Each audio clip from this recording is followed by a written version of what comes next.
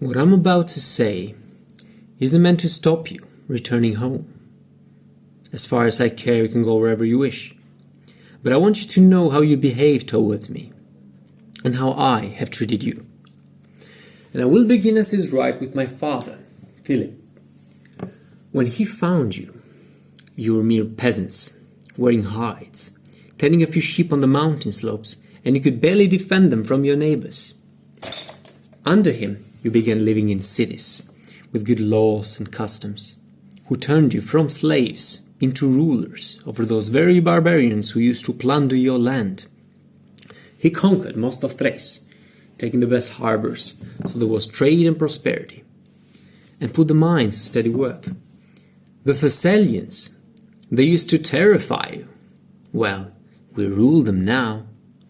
The Athenians and Thebans, always looking for a chance to attack Macedonia, were so humbled, myself playing my small part in the war. But they no longer take tribute in Macedonia, but instead depend upon us for their protection. My father went to the Peloponnese and put their house in order.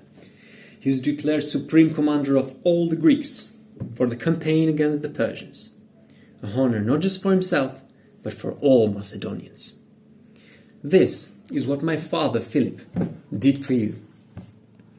Great enough on its own, but small compared to what you've gained from me. I crossed the Hellespont, even though back then the Persians still commanded the sea. I defeated the satraps of the great king Darius, and made you rulers of Ionia, Aeolis, Phrygia and Lydia, and took Miletus by siege.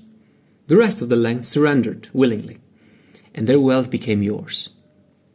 The riches of Egypt and Cyrene, which I won without a fight, are yours now. Syria, Palestine, Mesopotamia, Babylonia, all belong to you.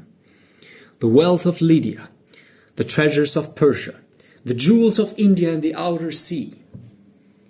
You are now satraps, your generals and captains.